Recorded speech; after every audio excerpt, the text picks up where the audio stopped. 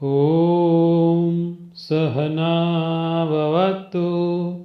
सहनो भुनक्तु सह वीर्यं करवावहै तेजस्विनावधीतमस्तु मा विद्विषावहै। ॐ शान्ति शान्ति शान्तिः। Friends, if you rest, you rust. Remember this.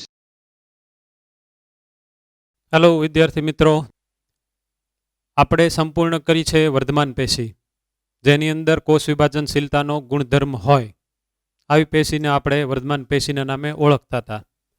એ પોતે પહેલાં ઉત્પન્ન થાય છે કે પછી બાદમાં ઉત્પન્ન થાય છે એના આધારે આપણે એમના બે પ્રકાર પાડ્યા હતા.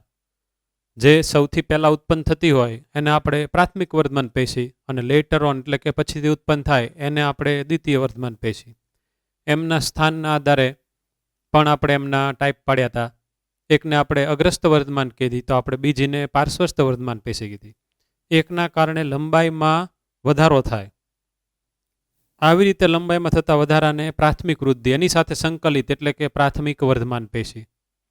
ઘેરાવો વધે અને દ્વિતીય વૃદ્ધિ થાય એટલે એની સાથે સંકળાયેલી પેશી એટલે દ્વિતીય વર્ધમાન પેશી. આ રીતને બે આપણે પ્રકાર જોયા હતા, પણ આ બે પ્રકાર વર્ધમાન પેશીના હતા કે જેના કોષોમાં કોષ વિભાજનશીલતાનો ગુણધર્મ હતો. હવે આ જ બધી વર્ધમાન પેશીના કોષોમાં કોષ વિભાજન થયું અને પછી વિભેદન થઈને જે બધી પેશી ઉત્પન્ન થઈ, આપણે એને સ્થાયી પેશી તરીકે ઓળખતા હતા. એટલે આજે આપણે ભણવાનું સ્થાયી પેશી છે. સ્થાયી પેશીમાં સરળ સ્થાયી પેશી ગયા વખતે આપણે જોઈને જ બેઠા છીએ, અને જટિલ સ્થાયી પેશી. તો હવે સરળ સ્થાયી પેશી કોને કહેવાય? તો કે એક જ પ્રકારના કોષો બધા ભેગા મળીને કોઈ એક નિશ્ચિત કાર્ય કરે. જટિલ સ્થાયી પેશી તો કે અલગ અલગ પ્રકારના કોષો બધા ભેગા મળીને કોઈ એક નિશ્ચિત કાર્ય કરે. આમાં આપણે બે, એક હતી જલવાહક, આજે આપણે ભણી લઈશું જલવાહક. બીજી હતી અન્નવાહક. જલવાહકની અંદર અલગ અલગ પ્રકારના કોષો બધા ભેગા મળી એક કાર્ય કરે. કયું કાર્ય કરે? મુખ્ય કાર્ય જલવાહકનું તો કે મૂળ દ્વારા શોષાયેલા પાણીને ક્ષારનું ઉર્ધ્વ દિશામાં વહન કરો. એક દિશીય વહન છે, પણ સાથે સાથે આ પાછી વનસ્પતિને યાંત્રિક મજબૂતાઈ આપવાનું પણ કાર્ય કરે છે. અન્નવાહક છે એનું કાર્ય તો કે ખોરાકનું વહન, પણ ખોરાકનું વહન બંને દિશામાં, ઉપરની તરફે તે અને નીચેની તરફે તે, આવી રીતે થતું વહન હોય એને દ્વિદિશીય વહન કહેવાય. પણ એમાં તે થોડુંક સમજવા જેવું છે. દ્વિદિશીય વહનમાં આને તમે એક પ્રકાંડ માનો. આને અહીંયાથી એક પર્ણ ઉત્પન્ન થયેલું છે. પર્ણ દ્વારા તૈયાર કરવામાં આવેલો ખોરાક આ આવ્યો, અહીંયા ટોચ સુધી ગયો, આવ્યો, મૂળ સુધી ગયો. તો આમ ઉપર કોણ લઈ ગયું? અન્નવાહક. નીચે કોણ લઈ ગયું? અન્નવાહક. એટલે અન્નવાહકને દ્વિદિશીય વહનનું કાર્ય કરે છે એમ કહેવાય. આપણે ભણવાની શરૂઆત કરીએ સરળ સ્થાયી વનસ્પતિ પેશી. સરળમાં આપણે ભણવાની છે મૃદુતક, પેરેન્કાઇમા, સ્થૂલ કોણક, કોલેન્કાઇમા, સ્થૂલ કોણક અને દ્રઢોતક, સ્ક્લેરેન્કાઇમા. પહેલા આપણે આ ત્રણ પ્રકારને પૂર્ણ કરશું. સમાન પ્રકારના કોષ હશે એ તો આપણને ખબર છે. આ હોય કે આ પેશી હોય, મૃદુતક, સ્થૂલ કોણક કે પછી દ્રઢોતક, સમાન પ્રકારના કોષ હશે. પણ હું એમ કહું કે મૃદુતક પેશીના કોષોના આકારમાં વિવિધતા જોવા મળે છે તો આપણને ઝાટકો લાગે. આવું કેમ બોલે છે? આના કોષો અંશત સમવ્યાસી કે ગોળાકાર કે પછી અંડાકાર કે પછી લંબાયેલા લાંબા આવા હોય તો હારું આની જેવું થઈ ગયું કે અલગ અલગ પ્રકારના કોષો. આમાં શું છે તો કે એનો આકાર અલગ અલગ છે.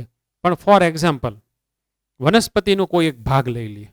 દાખલા તરીકે પ્રકાંડનો તમે છેડ લીધો તો એમાં તમને બહાર એક ફરતું આખું જ તે સ્તર દેખાઈ રહ્યું છે. આ સ્તર મૃદુતક પેશીના કોષોનું લંબાયેલા કોષોનું બનેલું છે. તો આખા સ્તરમાં એકલા ઇલોંગેટેડ એટલે કે લાંબા જ કોષો હશે. એમાં વચ્ચે ગોળાકાર કે પછી અંશતઃ સમવ્યાસી કે પછી અંડાકાર હોય નહીં. પણ એની પછીનું સ્તર આવે, દાખલા તરીકે એની નીચેનું સ્તર, સપોઝ એકનું નામ પાડીએ આપણે કે બાહ્યક. તો આ બાહ્યક, તો કે સપોઝ બાહ્યક છે એ પોતે અંડાકાર કોષોનું, તો એમાં બધા અંડાકાર કોષો છે. ત્યાં પછી લંબાયેલા નળાકાર જેવા લાંબા થઈ ગયેલા પીપ જેવા હોય નહીં. આ રીતે આપણે આને ભણવાની છે. એક જ પ્રકારના કોષોની બનેલી, પણ એ જે તે અંગમાં જે તે સ્તર હોય એ પોતે એક જ તે પ્રકારના કોષોનું હોય, એક જ આકારવાળા કોષોનું હોય. તો મૃદુતકના કોષોની અંદર એના આકારમાં વૈવિધ્યતા જોવા મળે. હવે હું અહીંયા દોરું છું, જોજો લક્ષણો આના જે યાદ રાખવાના છે, બહુ આટલું આપ્યું છે આપણી બુકમાં. આ બધું જ તમારા બોર્ડવર્કમાં આવી જશે. હું અહીંયા દોરું છું એક કોષ,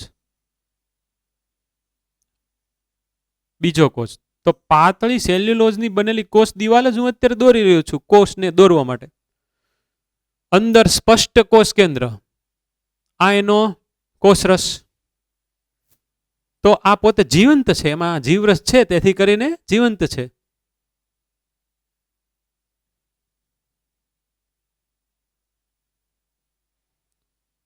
કોષ કેન્દ્ર મધ્યમાં પાતળી સેલ્યુલોઝની બનેલી કોષ દિવાલ. આમાં કોષ દિવાલની અંદરની બાજુએ કોઈ પણ પ્રકારના દ્રવ્યનું સ્થૂલન ન જોવા મળે.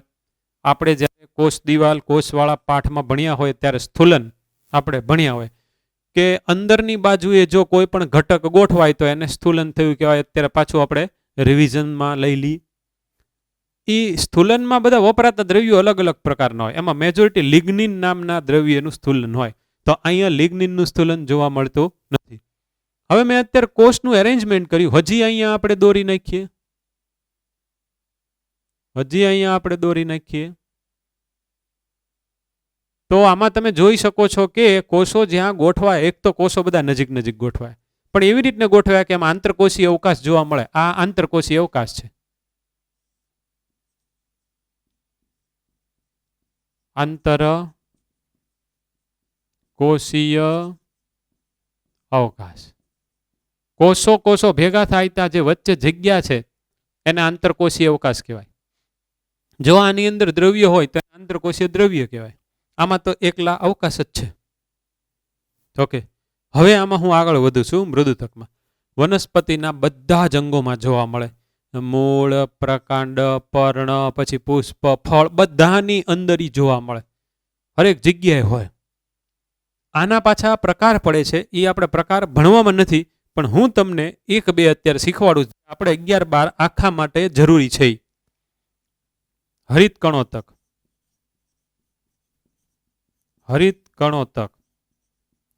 હરિત કણ ધરાવે એવી મૃદુતક. એમાં હું અત્યારે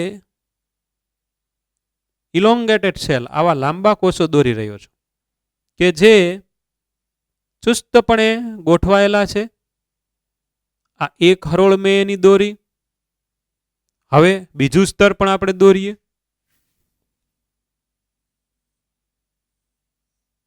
તો આ દોરશું ત્યાં જ આપણને ખબર પડી જશે કે આંતરકોષીય અવકાશ જો આવી પ્રકારની ગોઠવણ હોય તો ઓલમોસ્ટ નહિવત હોય. પણ આ સ્પેસિફિક આ પ્રકારની મૃદુતક માટે કે જેમાં હરિતકણ આવેલા છે, જે પોતે પ્રકાશ સંશ્લેષણનું કાર્ય કરે છે. આ હરિતકણ હું અત્યારે દોરી રહ્યો છું તે આવા લંબાયેલા કોષોના પરિઘીય વિસ્તારમાં દોરી રહ્યો છું. એ એટલા માટે હોય કે CO2 O2 ની આપલે બહુ સરળતાથી થઈ શકે. આ બધા જેટલા કોષ મેં અહીંયા દોર્યા ને એટલા બધા કોષમાં તમારે આ રીતે પરિઘીય વિસ્તારની અંદર હરિતકણ દોરી નાખવાના. This is your homework. હું બધામાં નથી દોરવાનો.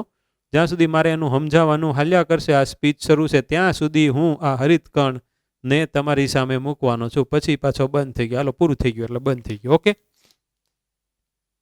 તો આ 2 કોષ ખાલી ન હોય કે આની અંદર હરિતકણ હોય જ તે. હવે હરિતકણ છે ઈ પોતે આપણને ખબર છે કે ગ્લુકોઝ બનાવે.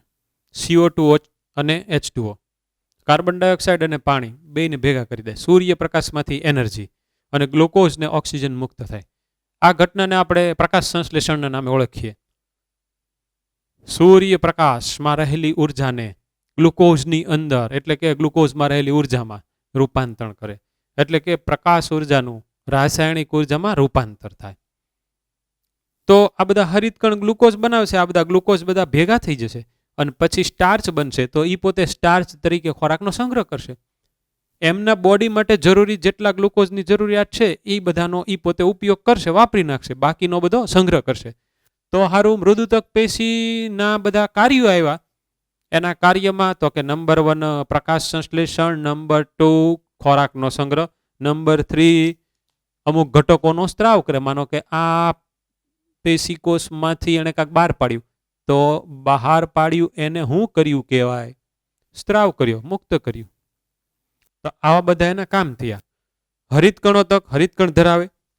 હવે મારે અહીંયા દોરવાનું છે ભાઈ, હરિતકણમાં આ હારું કોરા કોરા કોષો હારા નથી લાગતા એટલે મૂકી દઈએ એના પરિઘીય વિસ્તારમાં હરિતકણ. બીજી વાયુતક પેશી, આ કોનો પ્રકાર? મૃદુતકનો. બીજી કરશું વાયુતક, આ વાયુતક પેશી. એની અંદર વાયુ ગુહા છે.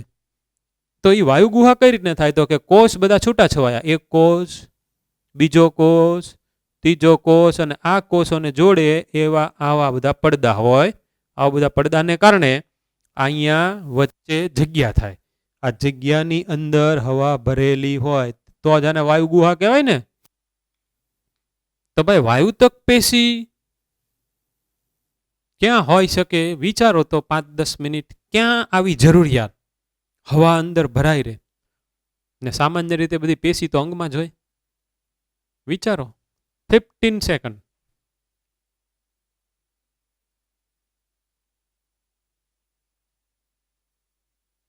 તો કે જે અંગોનું વજન હળવું કરવું છે, હળવું કરવું છે, હળવું અંગ, આવી જરૂરિયાત કયા વિસ્તારમાં ઉગતી વનસ્પતિની અંદર હોવી જોઈએ? તો કે પાણીમાં ઉગતી વનસ્પતિ. જો ખૂબ વજનમાં ભારે હશે તો અંદર વહી જશે, તો અંદર સૂર્યપ્રકાશ પહોંચી નહીં શકે, તો પાછું પ્રકાશ સંશ્લેષણ ન થાય. એટલે જે બધી જલીય પર્યાવરણમાં ઉગતી વનસ્પતિ છે, સામાન્ય રીતે એને જલોદભીદ વનસ્પતિ કહેવાય. દાખલા તરીકે સિંગોડા લઈ લ્યો. એવી બધી વનસ્પતિની અંદર વાયુતક પેશી હોય, એના અંગની અંદર વાયુતક પેશી હોય. એટલે ઈ અંગ વજનમાં હળવું એટલે ઈ પોતે પાણીની સપાટી ઉપર તરતું રહે અને વનસ્પતિને ફાયદો થાય. વાયુતક પેશી આખે આખું 11મું 12મું ધોરણ નીટનું એનસીઆરટીની બુક ભણશું ત્યાં આવો શબ્દ નહીં આવે. પણ આટલું આપણે યાદ રાખવાનું છે, કારણ કે આ તો આવવાનું છે, આ શબ્દ આવવાનું નથી. પણ આપણે જલીય પર્યાવરણમાં ઉગતી વનસ્પતિના અનુકૂલનો આવશે તો સારું. એ જે ટોપિક છે એ પાછો નીટના સિલેબસમાં છે, તો આપણે આ અહીંયા અત્યારે લઈ લેવું જોઈએ. છે બહુ નાનું, 1 મિનિટની વાત હતી એટલે આપણે અત્યારે આવરી લીધી. હવે આપણે સ્થૂલ કોણકમાં આવી. એનું નામ જુઓ, જેના ખૂણામાં સ્થૂલન થયેલું છે, સ્થૂલ કોણક. આપણે એક દ્વિદળી પ્રકાંડનો છેદ લઈએ. આમ કરીને પ્રકાંડ છે ને આપણે આમ કરીને કાપી નાખ્યું. એનો છેદ આપણે જોવો છે, એટલે આ ભાગને આપણે જોઈ રહ્યા છે એમ માનો ને પ્રકાંડનો. તો એમાં સૌથી બહારનું સ્તર હોય એને અધિસ્તર કહેવાય. આ હું જે અત્યારે દોરી રહ્યો છું એ અધિસ્તર. આ પેશી અધિસ્તરની નીચે આવેલી હોય, આખામાં હોય. પ્રકાંડ તો નળાકાર અંગ છે એટલે એનો છેદ તો આમ જ આવવાનો. આ જે સ્થૂલ કોણક છે એને આપણે રેડ કલરથી જો ડ્રો કરીએ તો અહીંયા છે. હોમોજીનસ સમાન રીતે ગોઠવાયેલા બહુસ્તરમાં ગોઠવાયેલા કોષો હું અત્યારે દોરી રહ્યો છું. તો આ જે રેડ કલરનું સ્તર છે એ અધસ્તર કહેવાય, અધિસ્તરની નીચે. પણ આ જે પેશી છે એ સ્થૂલ કોણક કહેવાય. જ્યાં જ્યાં આના ખૂણા ભેગા થાય ત્યાં ત્યાં સ્થૂલન હોય. હમણાં આમાંથી આપણે અમુક કોષોને મોટા પણ કરશું. આના કોષોમાં પણ વિવિધતા જોવા મળે. જેમ આના કોષો તો કે અંશતઃ સમવ્યાસીન, ગોળાકાર ને અંડાકાર ને એલોંગેટેડ ને, એમ આવા અમુક કોષો બહુકોણીય હોઈ શકે. એટલે કે એના કોષોના આકારની અંદર વિવિધતાઓ હમણાં આપણે દોરીએ એટલે તમને ખબર પડે. હવે પછી આની નીચે સ્તરો, આની નીચે આખા બધા સ્તર હોય. હવે હું જે તમને વાત કરતો હતો એ કે આ માનો કે અધિસ્તર છે, એની અંદર મૃદુતક પેશીના આવા થોડાક લંબાયેલા કોષ છે. તો આખામાં બધા એવા લંબાયેલા જ કોષ હોય. એમાં પછી વચ્ચે એક કોષ અંડાકાર હોય ને વચ્ચે એક કોષ ગોળાકાર હોય ને પાછો વચ્ચે એક કોષ અંશત સંવ્યાસી હોય ને આવું બધું ન હોય. પાછા આપણે સ્થૂલ કોણકમાં આવી જઈએ. આ આખું સળંગ પણ હોય, જોજો આખું સળંગ પણ હોઈ શકે અને એના બટકા બટકા પેચીસ છૂટા છૂટા સમૂહો પણ હોઈ શકે.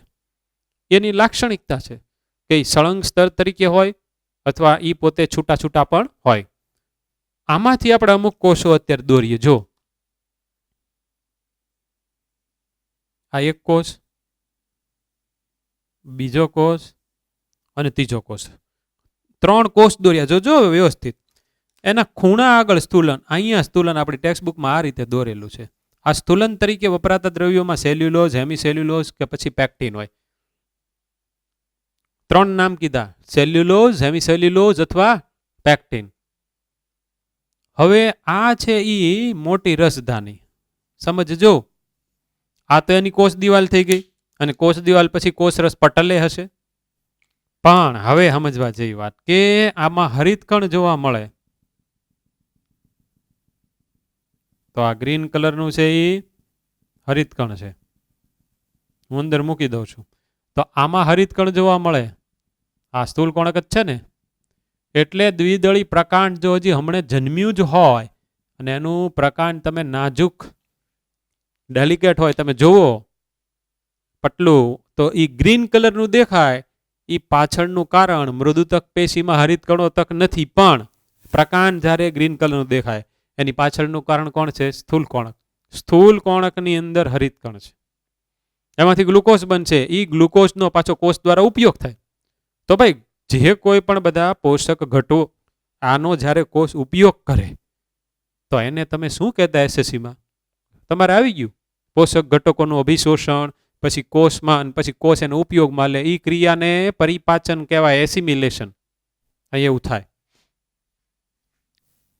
ખૂણા પર સ્થૂલન આપણે અહીંયા લખી નાખીએ. ખૂણામાં સ્થૂલન. આ રસધાની છે. સેલ્યુલોઝની બનેલી કોષ દિવાલ છે. સ્થૂલન માટે વપરાતા ઘટકોમાં સેલ્યુલોઝ હોય કે પછી હેમિસેલ્યુલોઝ હોય કે પછી પેક્ટિન હોય. આમાં આવશે ત્યારે વળી પાછું અલગ થઈ જશે. એકદમ કુમળું જે હોય પ્રકાંડ ત્યાં હોય. પછી પર્ણદંડ હોય એમાં હોય. તો ભાઈ પર્ણદંડ એટલે હું પાછું ઈ આપણે જોઈ લઈએ. તો સાથે સાથે પર્ણ એટલે હું ઈ પણ આપણને ખબર પડી જશે. પર્ણની સાયન્ટિફિકલી સમજ બહુ સારી છે. પ્રકાંડ દોર્યું છે એમાં ગાંઠ વિસ્તાર દોરું છું, ગાંઠ, અને બંને ગાંઠ વચ્ચેના અંતરને આંતરગાંઠ કહેવાય. આને આંતરગાંઠ કહેવાય. તો હંમેશા પર્ણ ગાંઠ વિસ્તારમાંથી જ ઉત્પન્ન થાય. આવો ફૂલેલો ભાગ પર્ણટલ, આ ભાગ છે એ પર્ણદંડ અને આ છે એ પર્ણફલક કે પર્ણપત્ર. એની અંદર શીરા, શીરાઓની ગોઠવણને શીરા વિન્યાસ. એ ઝાલાકારે હોય, સમાંતરે હોય. જ્યારે આવશે ત્યારે જોશું, અત્યારે ચિંતા કરવાની નથી. પર્ણપત્ર, પર્ણફલક, એનો અક્ષ વચ્ચે મુખ્ય શીરા મિડરીપ. આ છે ઈ પર્ણતલ. આ પર્ણદંડ, સોરી, પર્ણદંડ. અને આ છે ઈ પર્ણતલ. તો તલ એટલે નીચેનો વિસ્તાર, એટલે સૌથી નીચેનો વિસ્તાર પર્ણનો એટલે પર્ણતલ. જે સ્ટોક ઉપર આખું ફલક ઊભું છે એનું નામ પર્ણદંડ, દંડ ઉપર ઊભું છે.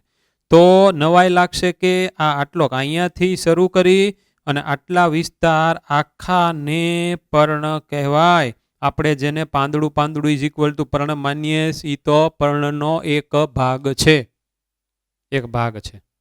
અને પર્ણ કિનારી કહેશું, અને પર્ણાગ્રહ કહેશું, પર્ણનો અગ્રભાગ.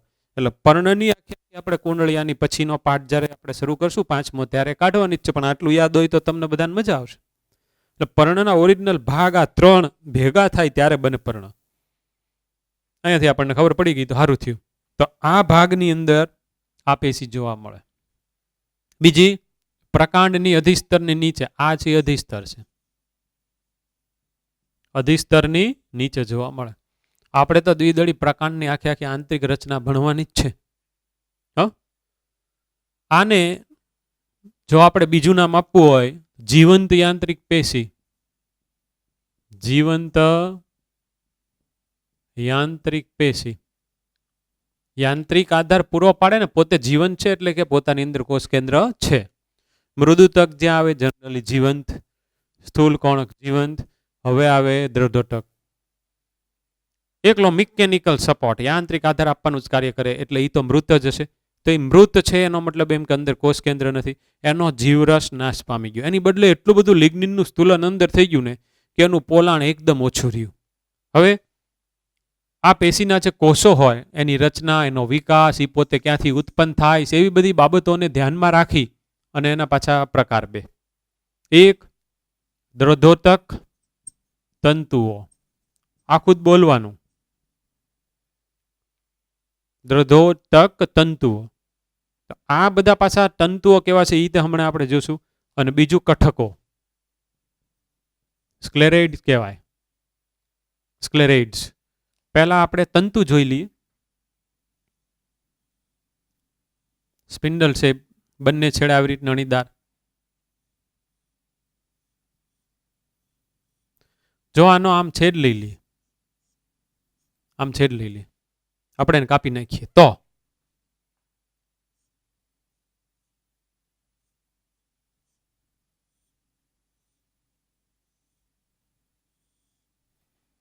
સેલ્યુલોઝની બનેલી કોષ દિવાલ.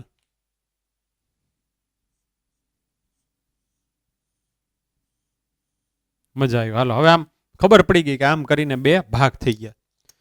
ઈ કોષ દિવાલની અંદરની બાજુએ લિગ્નિન નામના દ્રવ્યનું સ્થૂલન. જોજો હું અત્યારે સ્થૂલન કરી રહ્યો છું એટલે કે જમાવટ કરી રહ્યો છું, એટલે કે મજા લાવી રહ્યો છું, બરાબર ને? જમાવટ આ ગોઠવાઈ ગયું. એટલું બધું થઈ ગયું કે એનું અંદરનું પોલાણ આ હાવ સાંકડું થઈ ગયું. જો અને જીવરસ છુમંતર એનું કોષ કેન્દ્ર, એટલે આ મૃત છે. આમાં આંતરકોષીય અવકાશ ન જોવા મળે. શા માટે? તો કે જો હવે હું એની ગોઠવણ કરું. એક દ્રઢોટક તંતુ ત્રાકાકાર, આ બીજો, હવે અહીંયા ત્રીજો ગોઠવું, અહીંયા ચોથો ગોઠવું, અહીંયા પાંચમો ગોઠવું. આમાં આંતરકોષીય અવકાશ જ ન રહ્યું એટલે એની ગોઠવણ જ એવી રીત નથી થયેલી. પણ આ જે છે કઠકો, એના તો આકાર જ બધા અલગ અલગ. આમાંય તે નળાકાર હોઈ શકે. એમાં એક આપણે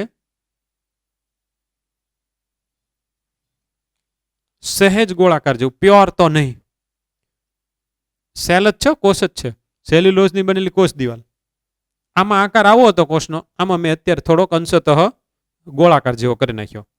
એમાં હવે સમજો, આખું લિગ્નિનનું સ્થૂલન એટલે એની દિવાલ આટલી બધી જાડી થઈ ગઈ. સેલ્યુલોઝની દિવાલ હોય જ તે, પણ આ લિગ્નિનને કારણે આટલું બધું જાડું થઈ ગયું એટલે પોલાણ હાવ અંદર. તમે જોયું, આપણે અડધામાં આ સ્થૂલન કરી નાખીએ, પછી એમાં મારે તમને કાંક એક બીજી વસ્તુ બતાવીશ ને એટલે એ આપણને બહુ કામ લાગશે.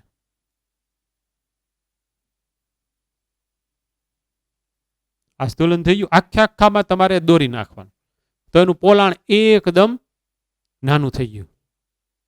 આમાં ખાડા હોય, જોજો હવે હું અહીં ખાડા કરું છું. This are ખાડાઝ.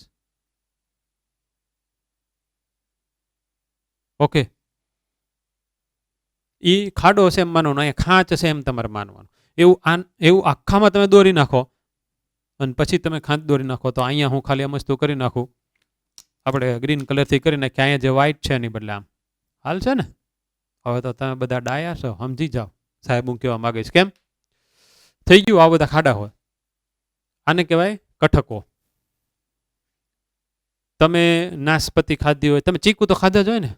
ચીકુ, એ જે ચીકુનો ગર પ્રદેશ છે એની છાલ તમે કાઢી નાખો, પછી જેનો ગર પ્રદેશ છે એ તમે ખાતો હોય, તમે ચાવતો હોય તો ઓલી જે નાની નાની બધી કણિકા આવે છે ને દાંતમાં ભરાય એવી કણી, એ કણી છે એ બધી કઠકો છે. તો એનો મતલબ એમ થયો કે એની ગોઠવણ છૂટી છવાઈ છે. એની ગોઠવણ છૂટી છવાય એટલે જ્યારે પણ દ્રોતક પેશીમાં તમારે એવું આવે વાંચવામાં કે આંતરકોષીય અવકાશ જોવા મળતું નથી, તે વખતે કોની વાત કરતા હોય? તંતુઓની વાત કરે છે.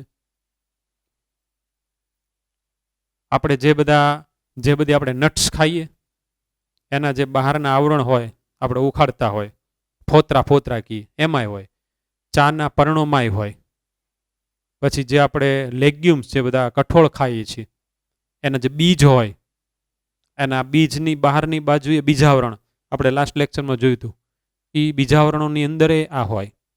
વનસ્પતિના અંગ છે તો એમાં હોવાનું ને, વનસ્પતિના અંગમાં બધી અલગ અલગ પ્રકારની પેશી કાંક કાંક જગ્યા હોવાની. તો આ બે યાદ રાખવાનું છે. હવે ઓલમોસ્ટ આના મુદ્દા બધામાં તમે 10 મુદ્દા યાદ રાખી લો ને એટલે તમારું કામ થઈ જાય એવું છે કે ભાઈ કોષની લાક્ષણિકતા, એની દિવાલ શેની બનેલી, એમાં સ્થૂલન છે કે કેમ, એની અંદર કોષ કેન્દ્રની હાજરી કે ગેરહાજરી, એના આધારે જીવિતતા, એ પોતે વનસ્પતિમાં ક્યાં આવેલું છે, એની કોઈ લાક્ષણિકતા છે કે કેમ, એ પોતે શું કાર્ય કરે છે. આવા મેં એક 10 મુદ્દાનું આખું લિસ્ટ બનાવ્યું છે. એ આપણે હમણાં જોઈએ. અને એમાં જે મુદ્દા આપણી બુકમાં એનસીઆરટીમાં આપ્યા હોય, આને લાગુ પડે, આને લાગુ પડે, આને લાગુ પડતા હોય, એ બધા આપણે મૂકતા જવાના.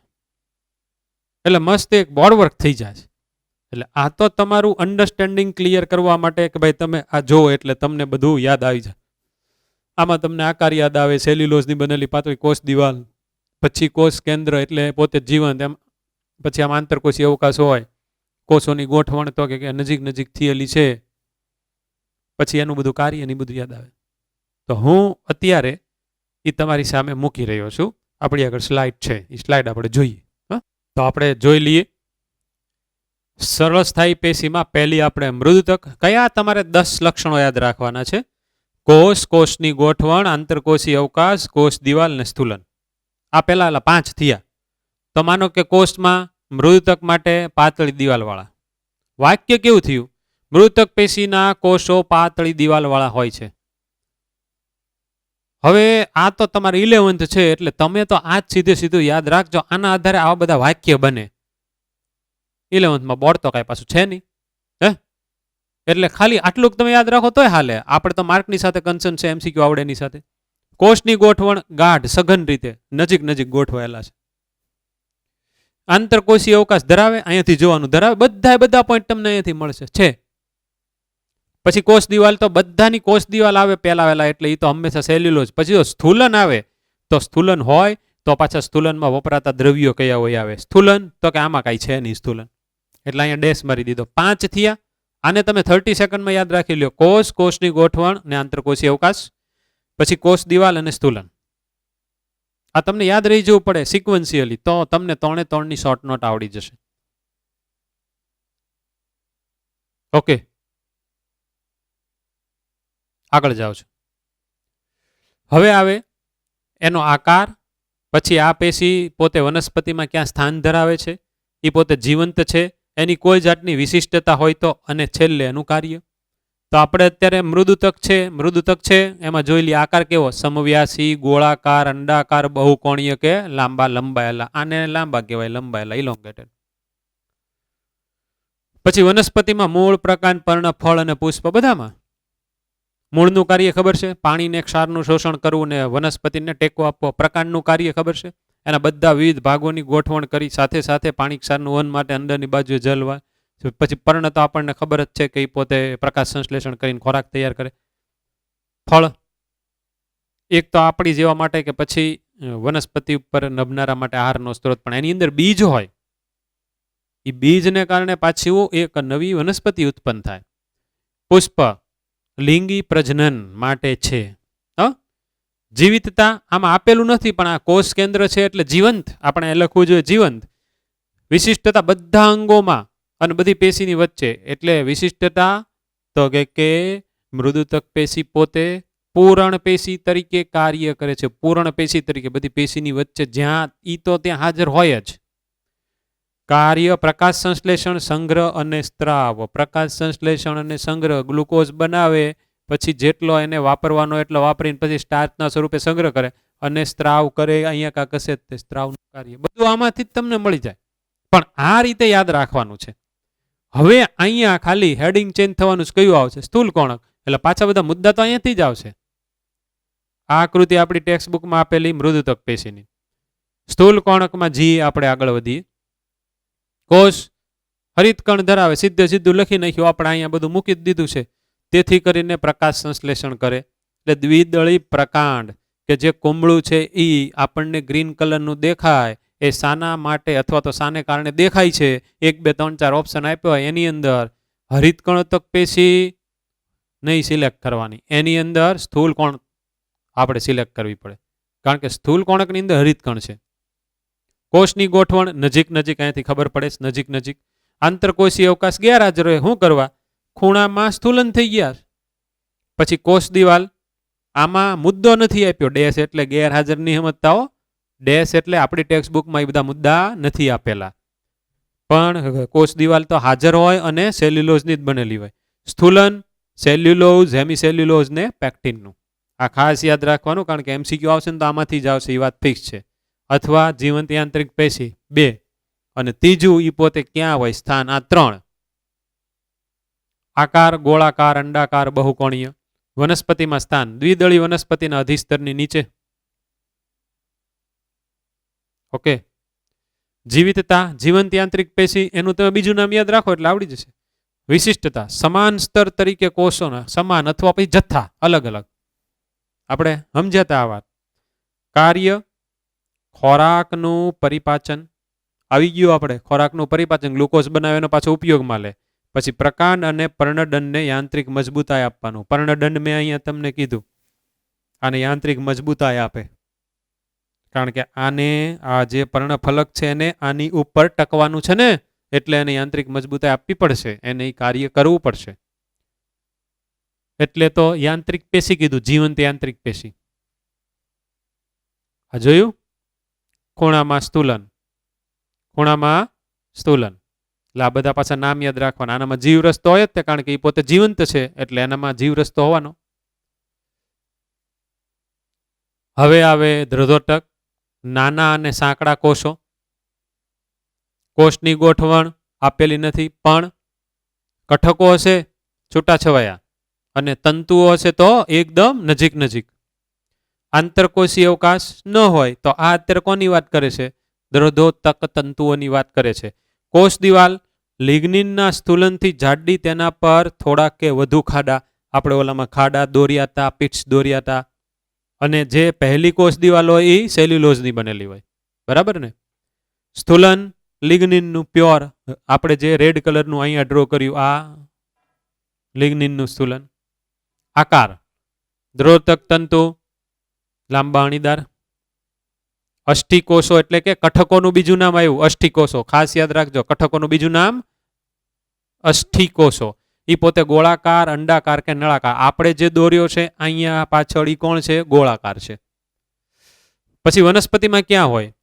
કાષ્ઠફળની દિવાલમાં, જે અખરોટ ને એવા બધા આપણે જે નટ્સ ખાઈએ એની જે એનું જે બહારનું આવરણ છે એમાં, બદામ, અખરોટ વગેરેના ફલાવરણ. જામફળ, નાશપતિ અને ચીકુના ગર્ભ પ્રદેશમાં મેં તમને વાત કરી. સિમ્બીકુળની વનસ્પતિ, આપણે જે બધા કઠોળ ખાતા હોય સિંબ ફળ, એના બીજાવરણમાં. આપણે ઓલા ઓળા ખાય છે ને, રીંગણાના ઓળાની વાત નથી કરતો, ઓલી સિંગની વાત કરું છું. એ બધી સિમ્બીકુળની વનસ્પતિ, એની અંદર પ્રોટીનની માત્રા પ્રચુર હોય. એ તમે ખાઓ એટલે તમને પ્રોટીન ખૂબ મળે. ચાના પર્ણોમાં આ આપણે આવી ગયું. જીવિતતા મૃત છે એટલે મૃત્યુ, એકદમ સાંકડું પોલાણ ધરાવે, પોતે મૃત છે. વિશિષ્ટતા કોષ દિવાલ મજબૂત, સ્થિતિસ્થાપક અને પાણી માટે અપ્રવેશશીલ. આની વાત કરે છે. કાર્ય યાંત્રિક મજબૂતાઈ, મૃત હશે તો એ પોતે યાંત્રિક મજબૂતાઈ જ આપશે. બીજું તો એની પાસે બિચારા આગળ કોષ કેન્દ્ર જ નથી, તો અંદર ચાલતી બધી દેહ ધાર્મિક ક્રિયાઓ, બધી જીવંત ક્રિયાઓ, બધી ચયાપચયિક પ્રક્રિયાઓ હશે જ નહીં. તો આમાંય તો જો આ 1 2 ને 3 આવ્યા, ઓલા જ છે 3 ને 2 5 આવ્યા, 1 2 3 4 ને 5 આવ્યા બધામાં. એટલે આ મૂળભૂત 10 આમ નામ રહેશે.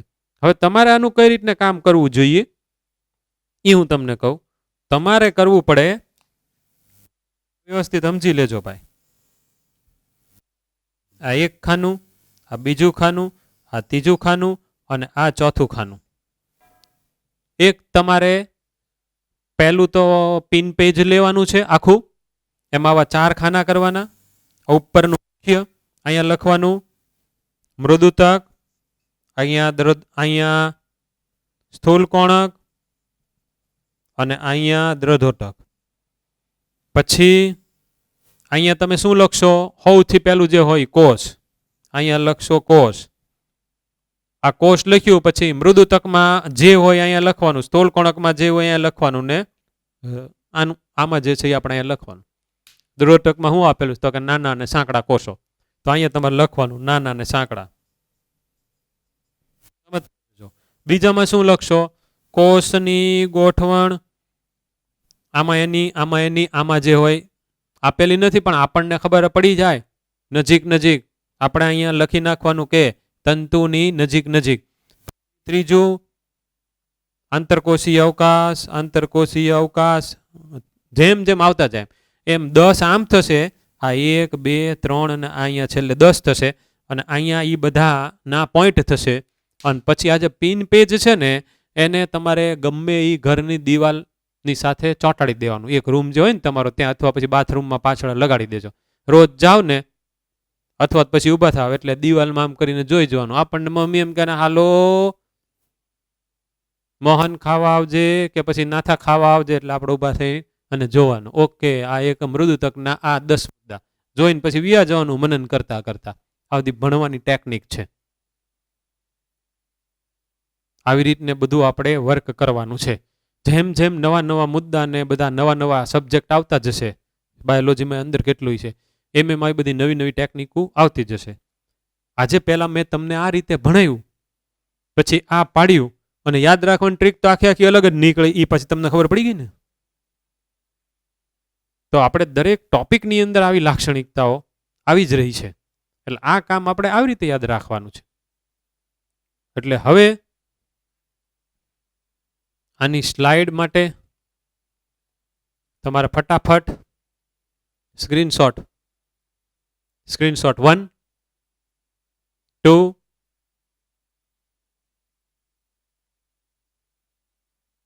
3 4 5 6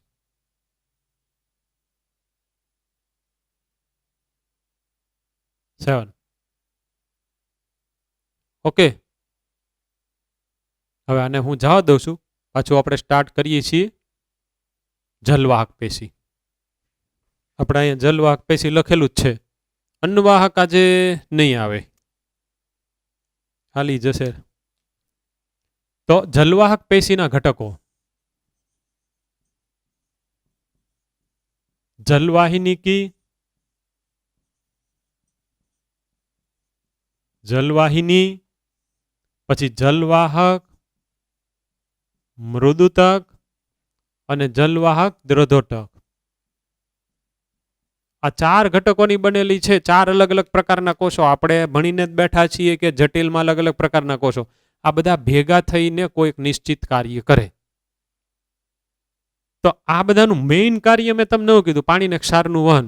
એમાં આમ કરવા માટે આ છે જ તે, પણ આ બધા હશે ને એ પાછા આમે વહન કરશે ત્રિજ્યાવર્તી. તો અહીંયા બધા જલવાહક મૃદુતક હશે. અને જલવાહિની એટલે એક આવી નળી છે. પણ જોવાનું એ છે કે નીચલી કક્ષાની વનસ્પતિ એટલે કે અનાવૃત બીજધારીમાં જલવાહિનીકી અને આવૃત બીજધારીમાં જલવાહિની, આ બે ખરેખર વનસ્પતિના ગ્રુપ છે. એક છે એ અનાવૃત બીજધારી, બીજું છે આવૃત બીજધારી.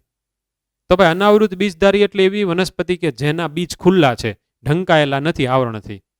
અને આવૃત બીજધારી એટલે એવી વનસ્પતિ કે જેના બીજ આવરણથી ઢંકાયેલા છે. હવે સમજજો હો, બીજાવરણ બીજને ઢાંકે એ આવરણ નથી. બીજાવરણ બીજનો જ એક ભાગ છે. તો આવૃત બીજધારીમાં બીજ જેના વડે ઢંકાયેલા છે ઈ એટલે ફલાવરણ. એટલે કે આવૃત બીજધારીમાં ફળ હોય અને અનાવૃત બીજધારીમાં ફળ ન હોય, એમાં ખાલી એકલા બીજ જ હોય. પણ બીજ બેમાં હોય એટલે કે બીજના ભાગ બેમાં હોય એટલે કે બીજાવરણ બેમાં હોય. આ સ્પષ્ટ રાખજો. બીજાવરણ બીજનો પોતાનો જ સૌથી બહારનો ભાગ છે અને બીજને જે ઢાંકે એને ફલાવરણના નામે ઓળખવામાં આવે છે. તો આ ઘટક જલવાહિનીકી અનાવૃત બીજધારીમાં જોવા મળે. જલવાહિની આવૃત બીજધારીમાં જોવા મળે. આ તો બેમાં હોવાના, આ તો એક સામાન્ય છે. મૃદુતક પેશીના કોષો તો હોવાના જ તે, પણ અહીં ઈ પોતે પાણીને ક્ષારના વહનના કાર્ય સાથે સંકળાયેલા છે અને ભેગા થઈને ઈ એક જલવાહક નામની જટિલ પેશીનો એક ભાગ છે. જલવાહિની કી હોય ને એ આવી રીતે ટેપરિંગ એન્ડ વાળી હોય, આમ નળાકાર પણ પાછા એના છેડા બધા આવા પોઇન્ટેડ હોય. એની અંદર લિગ્નિનનું સ્થૂલન, એ સ્થૂલનમાં પાછી વિવિધતા જોવા મળે. આવી રીતને ગોળિયું હોય અથવા તો એ પોતે કુંતલમય હોય. અંદરની બાજુ આ જે રેડ કલર છે એ બધું સ્થૂલન છે ભાઈ લિગ્નિનનું. આમે હોય અથવા સોપાનવત કહેવાય એવું હોય, એ રીતે આપણે દોરીએ.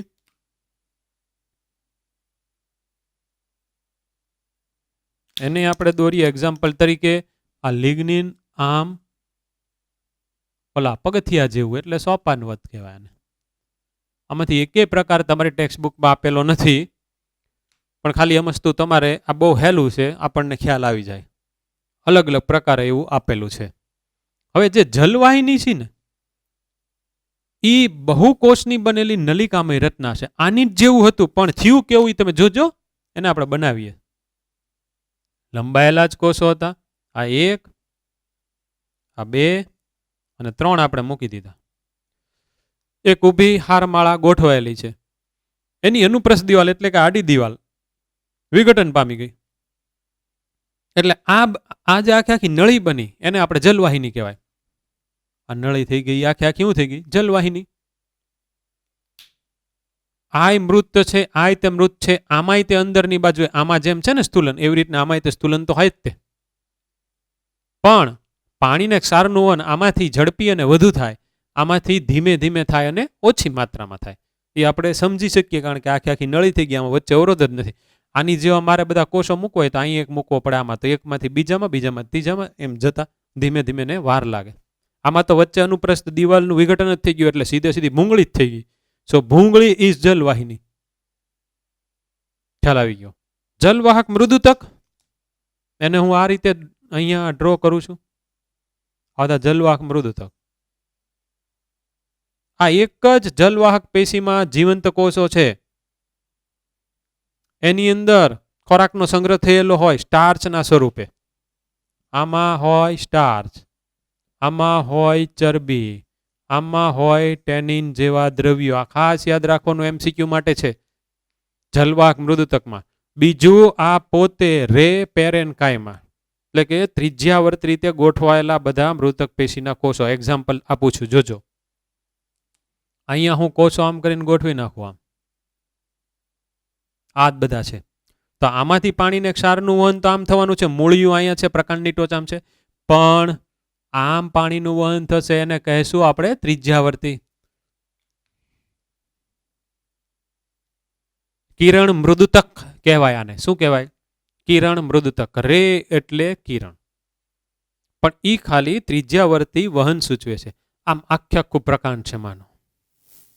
તો અહીંયા વચ્ચે નળી છે જલવાહિની, તો પાણી તો સીધું નીચેથી ઉપર જવાનું, પણ એની આજુબાજુ મૃતક પેશીના કોષો આમ જશે પાણી. એને આપણે કેવું કહેશું? ત્રિજ્યાવર્તી.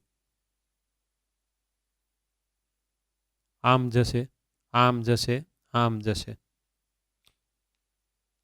એટલે આને કિરણ મૃદુતક કહેવાય.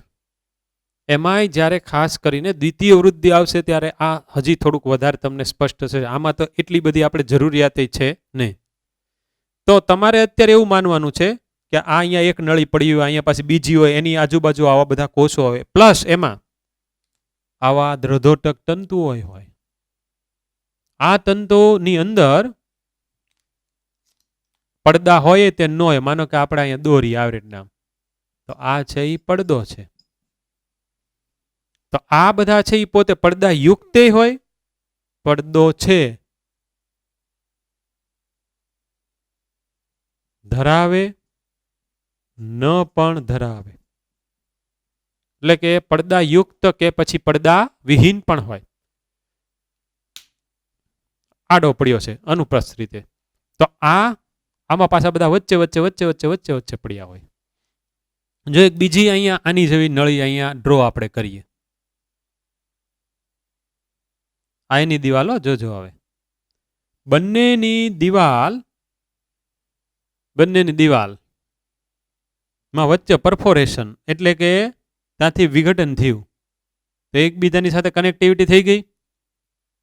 એકબીજાના અંદરના દ્રવ્યો એકબીજાની સાથે કનેક્ટિવિટીમાં હશે હશે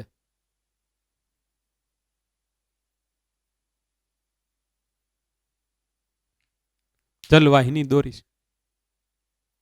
એટલે આખે આખું પિક્ચર તમારે હવે કઈ રીતને યાદ રાખવાનું તો કે આવી બધી નળી, આ માનો કે 4 નળી, અહીં આજુબાજુ બધા કોષો, એ કોષોમાં ખૂપેલા આવા બધા તંતુઓ, અને આખે આખો એક એકમ થયો એ આપણા માટે અત્યારે પ્રાથમિક જલવાહક પેશી થઈ ગઈ. લંબાઈમાં વધારો થાય એને આપણે પ્રાથમિક વૃદ્ધિ કહીએ તો આપણને ખબર છે કે ત્યારે જ આ બધી પેશીઓ બનવાની છે. એટલે એવી બધી પેશીને આપણે કેવી કહેશું? પ્રાથમિક પેશી. તો આ આપણા માટે પ્રાથમિક જલવાહક. એવી રીતે આપણે હવે પછીના લેક્ચરમાં પ્રાથમિક અન્નવાહક પણ બનાવશું અને પછી મૂળ પ્રકાંડ ને પર્ણની આંતરિક રચના કરશું. અહીંયા બીજા એક ભાગમાં આપણે આગળ વધીએ. જલવાહક પેશીનો વિકાસક્રમ એ પોતે કાં તો અંતરારંભી હોય કાં તો બહિરારંભી હોય.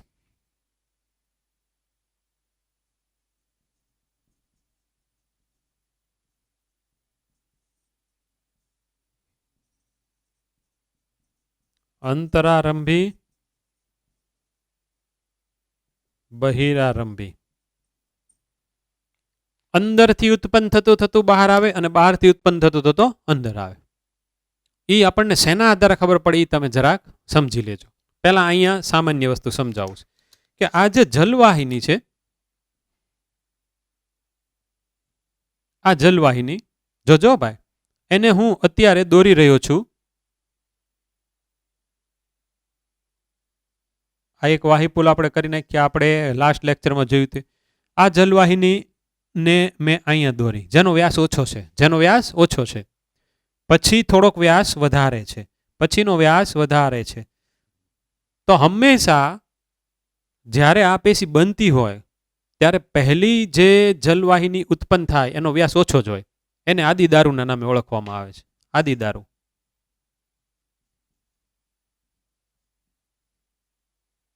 પ્રોટોઝાઇલમ કહેવાય.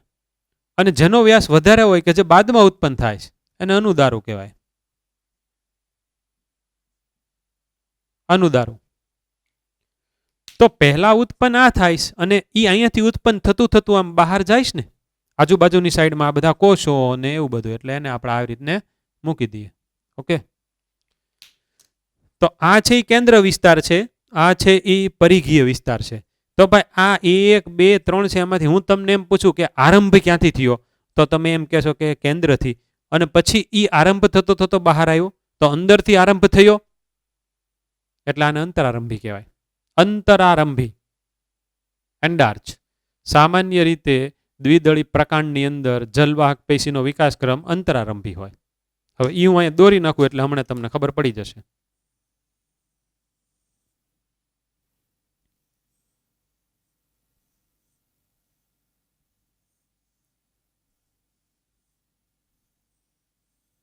હવે હાવ તમને બધા જ આઈડિયા ક્લિયર થઈ જવાના છે હમણાં. આ કેન્દ્ર છે. પહેલી કોણ ઉત્પન્ન થાય? જેનો વ્યાસ ઓછો છે. એનું નામ શું છે? આદિદારુ. તો મારે આમાં આદિદારુ બધી, આ આદિદારુ મારે બધી કેન્દ્ર તરફ જ દોરવાની. ઓકે. પણ પછીની ઉત્પન્ન થાય અનુદારુ. વ્યાસ મારે વધારતા જવાનો. હું અત્યારે કેન્દ્રથી પરિઘ તરફ જઈ રહ્યો છું. આ બધાને આઈડિયા ક્લિયર થવો જોઈએ. આ પહેલા ઉત્પન્ન થયેલી છે, બાદમાં. તો આમ ઉત્પન્ન થતી થતી આમ જઈશ ને, આમ. તો આ છે એ કેન્દ્ર છે, આ છે એ પરિઘ છે. અંદરની તરફથી ઉત્પન્ન થતી થતી બહારની તરફ આવે છે, એટલે આને અંતરારંભી કહેવાય. જ્યારે બહિરારંભી ઉલટું. જોજો હવે, બહારથી ઉત્પન્ન થતી થતી અંદર તરફ આવે છે. તેમાં આદિદારુ પરિઘ તરફ હોય, અનુદારુ કેન્દ્ર તરફ હોય. આદિદારુ કેન્દ્ર તરફ હોય, અનુદારુ પરિઘ તરફ હોય.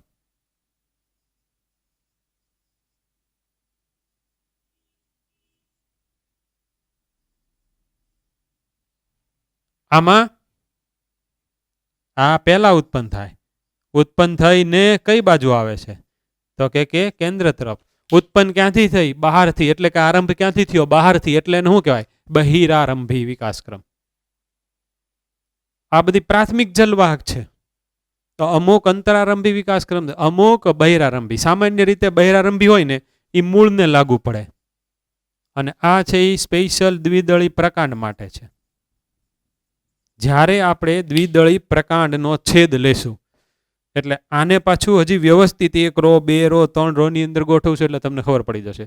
અને જ્યારે આપણે એક દળી અને દ્વિદળીનો મૂળ આપણે ભણશું ત્યારે આ પાછું આવશે જ તે. એટલે તે વખતે પાછું તમને ખબર હોવી જોઈએ કે અંતરારંભી અને બહિરારંભી વિકાસક્રમ છે જલવાહક પેશીનો, એમાં શું છે. અંદરથી આરંભ થતો હોય તો અંતરારંભી, અને પરિઘીય વિસ્તારથી આરંભ થઈને અંદર આવતું હોય કેન્દ્ર તરફ તો એને આપણે બહિરારંભી કહેવાય.